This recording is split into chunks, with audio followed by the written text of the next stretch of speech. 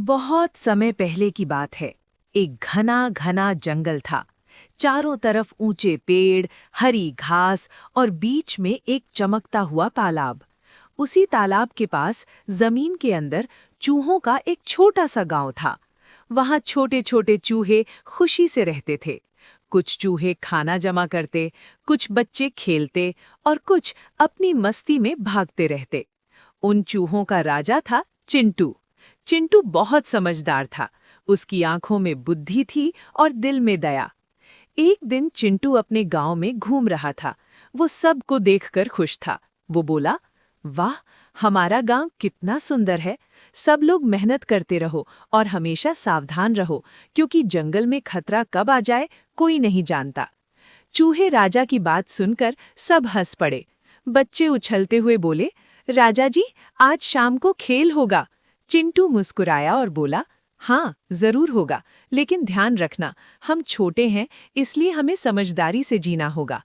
लेकिन दोस्तों, जंगल में खुशियां हमेशा नहीं टिकती। अचानक दूर से एक भारी भारी आवाज आने लगी।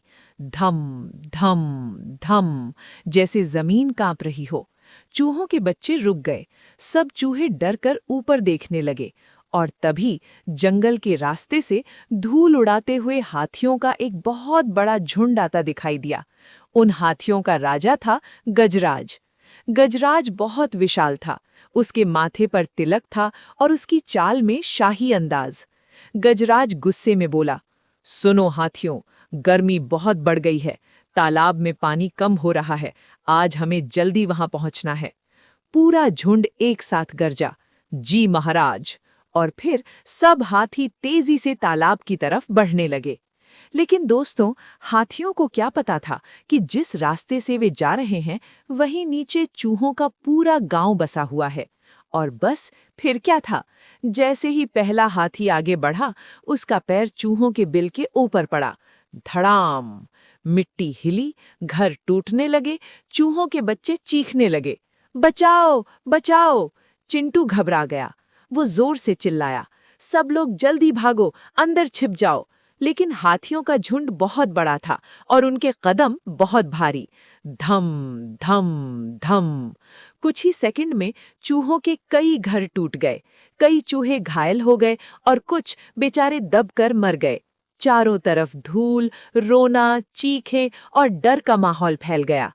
एक माँ चूहा रोते हुए बोली, मेरा बच्चा कहाँ गया?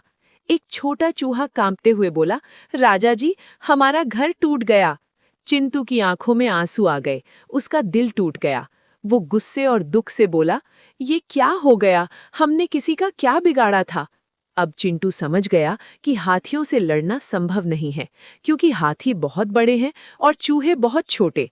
लेकिन दोस्तों, चिंटू छोटा जरूर था, कमजोर नहीं था। वो समझदार था। वो जानता था कि ताकत से नहीं, बुद्धि से जीत होती है। और फिर चिंटू ने साहस किया।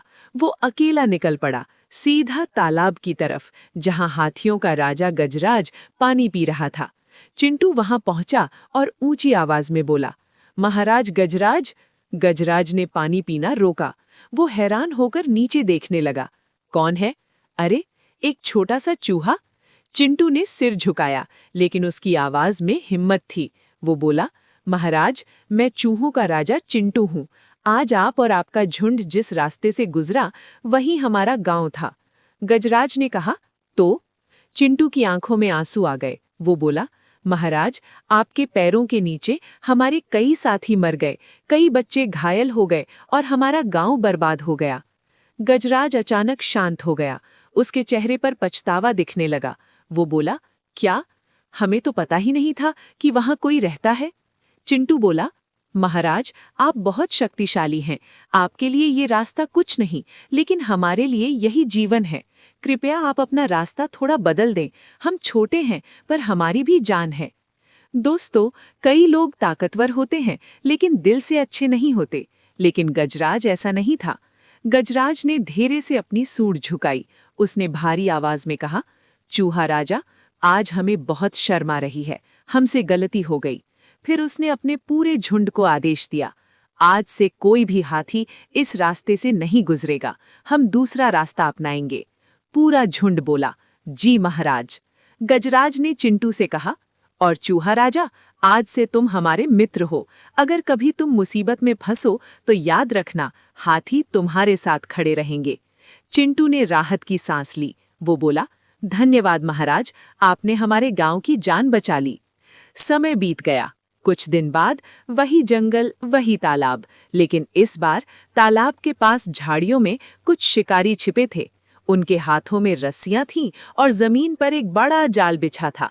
एक शिकारी धीमी आवाज में बोला, आज हाथियों का राजा गजराज हमारे जाल में फंसेगा और फिर हम राजा बन जाएंगे। हा हा हा। कुछ देर बाद हाथियों का झुंड पानी पीने आया। गजराज सबसे आगे था। जैसे ही गजराज आगे बढ़ा, फटाक, रस्सियां कस गईं, जाल ऊपर उठ गया और पूरा हाथी झुंड जाल में फंस गया। हाथी घबरा गए। एक हाथी चिल्लाया, महाराज, हम फंस गए। गजराज ने जोर लगाया, लेकिन रस्सियां बहुत मजबूत थीं। गजराज गरजा, ये कौन सा जाल है? हम तो अपनी ताकत से सब तोड़ देते हैं, पर ये रस्सियां नहीं टूट रहीं। एक हाथी डरते हुए बोला, महाराज, अब क्या होगा? गजराज की आवाज कांप गई। वो दुखी होकर बोला, लगता है आज हमारा अंत तय है। और फिर उसने जोर से पुकारा, बचाओ, बचाओ कोई। उसी समय चूहों के गांव में चिंटू अपने साथियों के साथ बैठा था। अचानक उसे दूर से आवाज सुनाई दी, बचाओ, बचाओ। चिंटू चौंक गया। उसने कान खड़े किए और बोला, ये आवाज हाथी महाराज की है। वो तुरंत बाहर दौड़ा और ऊपर चढ़कर देखा। उसने देखा गजराज और पूरा हाथी झुंड जाल में फंसा हुआ है। चिंटू की आंखें भर आईं। उसने कहा, जिसने हमारे लिए रास्ता बदला, आज वही मुसीबत में है। अब हमारी बारी है। वो अपने पूरे गांव में चिल्लाया, दोस्तों, आज हमें अपने दोस्त को बचाना है, सब मेरे साथ चलो। सारे चूहे एक साथ बोले, हाँ राजा जी, चलो। और फिर दोस्तों, हजारों चूहे एक साथ दौड़ पड़े तालाब की तरफ। जब चिंटू जाल के पास पहुंचा तो उसने गजराज को देखा। गजराज की आंखों में डर था, लेकिन जब उसने चिंटू को देखा तो उसकी आंखों में उम्मीद आ गई। गजराज बोला, चूहा राजा, तुम यहाँ? चिंटू ने कहा, हाँ महाराज, आपने हमारी जान बचाई थी, अब आपकी जान बचाना हमारा धर्म है। चिंटू ने अपने साथियों को आदेश दिया, सब लोग रस्सियां काटो, जल्दी। और फिर चिक चिक चिक, हजारों चूहे अपने तेज दांतों से रस्सी काटने लगे। रस्सी हिलने लगी, जाल कमजोर होने लगा और फिर ट्रैक, रस्सी टूट गई, जाल गिर गया, पूरा हाथी झुंड आजाद हो गया। हाथी खुशी से चिल्लाने लगे, हम बच गए, हम बच गए। गजराज की आंखों में आंसू आ गए। वो चिंटू के सामने आया और धीरे से झुक गया। उसने कहा, चूहा राजा, आज तुमने हमें जीवन दान दिया है। चिंटू मुस्कुराया। उसने कहा, महाराज, दोस्ती में कोई छोटा बड़ा नहीं होता। आज आप बचे, कल हम बचेंगे, यही दोस्ती है। गजराज ने गर्व से कहा, आज से तुम सिर्फ चूहों के राजा नहीं, तुम पूरे जंगल के हीरो हो। और दोस्तों, उस दिन के बाद जंगल में सब जानवरों ने एक बात सीख ली कि ताकत सिर्फ शरीर में नहीं होती, ताकत दिल में होती है। और जो छोटा दिखता है वो भी बड़ा काम कर सकता है।